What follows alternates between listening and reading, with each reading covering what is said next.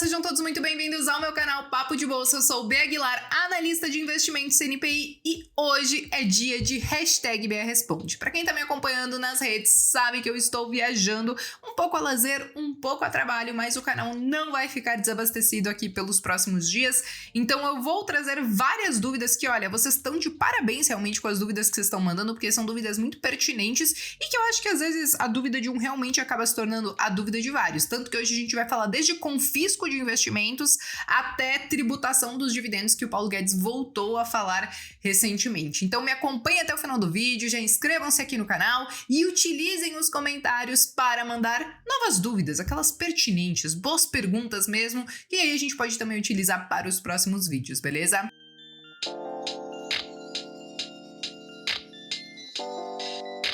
Bom, pessoal, eu quero começar com a pergunta do Fábio Lopes. E ele pergunta o seguinte: Bea, tem algum dos bancos menores em carteira? Banrisul, Banco ABC ou Banestes? Qual o melhor? Fábio, eu não sei exatamente qual é o melhor. Mas eu tenho, por exemplo, o Banco ABC. E por que eu tenho o Banco ABC? Mesmo sabendo que, por exemplo, Banrisul e Banestes pagam mais dividendos do que ele, né? Pelo menos nesse momento. Eu já tenho, por exemplo, o Banco do Brasil, que também tem o dedo do governo. Eu tenho Itaú, através de Itaúsa, né? Que é muito mais voltado pro privado, ele é muito bom na pessoa jurídica, tem uma carteira de crédito diferente do Banco do Brasil, que também acaba operando muito no agro. E aí eu acabei optando por trazer algo um pouco diferente dos outros dois que eu já tinha na carteira, que acabou sendo o Banco ABC, porque ele fala muito mais com a pessoa jurídica, com empresas e tal. Então, para diversificar um pouco esses meus investimentos, mas ao mesmo tempo não esquecer dos dividendos como um todo, eu acabei colocando o Banco ABC, que hoje tem um dividend yield aí de aproximadamente 6%, e essa é a média dele aí nos últimos anos, então não foge muito disso. Mas claro, se você tá pensando em dividendos, Banrisul e Banestes, eles têm dividendos muito mais altos. Acho que os dois, eles estão com um dividend yield de mais de 8% nesse momento. Mas pensando em toda essa questão de diversificar o tipo de instituição financeira que eu vou trazer para dentro da minha carteira, eu acabei optando por Banco ABC. Claro, no setor financeiro eu tenho outros ativos, né? Até mesmo o IRB, que é resseguradora, até mesmo XP, que é corretora, B3, que é a nossa bolsa de valores. Então eu tento pegar coisas do mesmo setor, mas que fazem coisas diferentes. Não sei se deu para entender. Mas vamos lá. Pergunta do Guto Savi: com a tributação dos dividendos se aproximando, valerá a pena investir na bolsa? Com certeza, gente. Não é porque a gente pode ter a iminente tributação de dividendos, né? Porque novamente Paulo Guedes voltou a falar sobre isso. Se eles forem reeleitos, a primeira coisa que ele vai fazer, ele diz que vai ser agilizar essa questão da tributação dos dividendos para continuar pagando, né, o Auxílio Brasil e tal.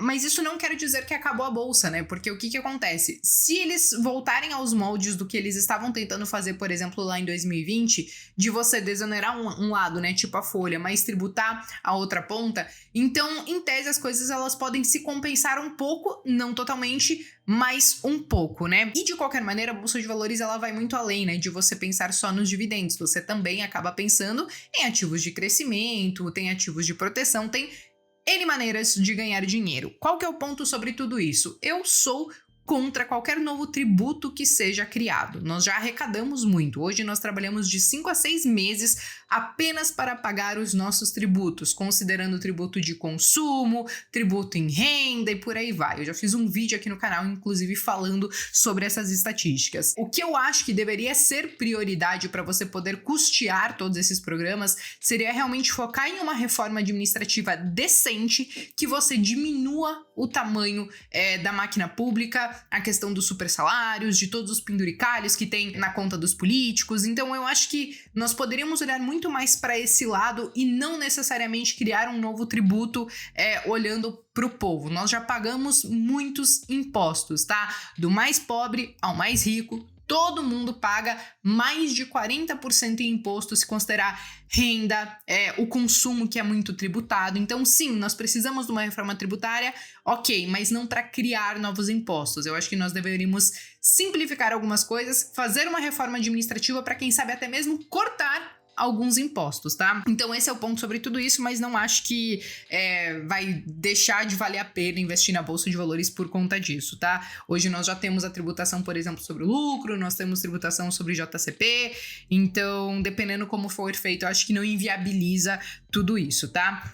Ainda sobre questão de pergunta de dividendos, eu separei uma que foi do Wendel Torres, ele escreveu o seguinte: acredita na estratégia de liberdade financeira como os dividendos e rendimentos? Sim, eu acredito, só que não acho que é só isso, tá, gente? Eu acho que a liberdade financeira, ela tem que ser buscada principalmente pelo nosso trabalho ou por coisas que a gente vai criar, por algo que a gente vai empreender, porque eu acho que é onde a gente mais vai gastar tempo e energia e que tem mais chance de trazer uma renda maior pra gente. Os investimentos, eles vêm pra incrementar tudo isso e potencializar todos esses ganhos. E aí, nesse caso, eu acho que essa estratégia de dividendos, ela pode ser algo relativamente simples, mas que não tem como a gente dizer que não funciona.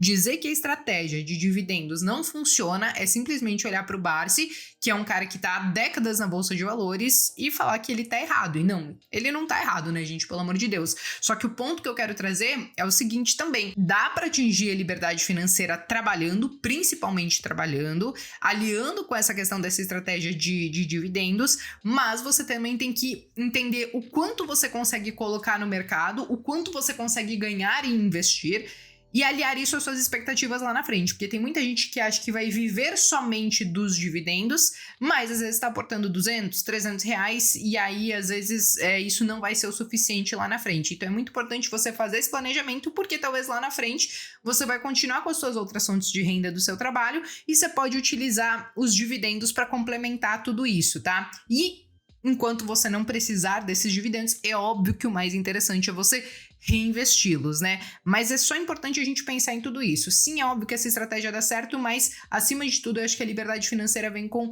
o nosso suor, com o nosso trabalho e com as coisas que a gente acaba criando, beleza? Bom, pessoal, saindo do Wendel e indo para a última pergunta do Rômulo Secomandi, ele escreveu o seguinte: corremos o risco de confiscar os investimentos?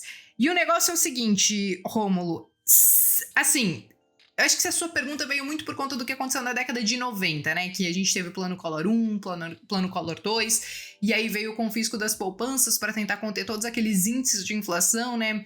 E foi uma época muito cruel. Eu fiz vídeo aqui no canal também já contando todo esse período e essa história. Mas o que aconteceu depois de tudo isso, gente, foi que em 2001 eles criaram uma emenda constitucional que impede tudo isso. E essa emenda constitucional é essa que eu vou colocar para vocês aqui na tela, que é a de número 32 e que no artigo 62 diz o seguinte: é vedada a edição de medidas provisórias sobre matéria que vise a detenção ou sequestro de bens, de poupança popular ou qualquer outro ativo financeiro. Então, hoje, essa possibilidade, Wendel, ela é muito, muito, muito remota, entendeu? A única questão que eu acho que a gente tem que ponderar é que o nosso Congresso, às vezes, ele é meio imprevisível. A gente viu que eles tentaram resgatar, inclusive, essa matéria em 2020, quando estourou a pandemia, de querer entender como que eles poderiam congelar alguma coisa, mas isso, claro, que não foi pra frente, e, inclusive, isso daqui foi levado em consideração, né? Mas, na dúvida, o que eu recomendo para qualquer investidor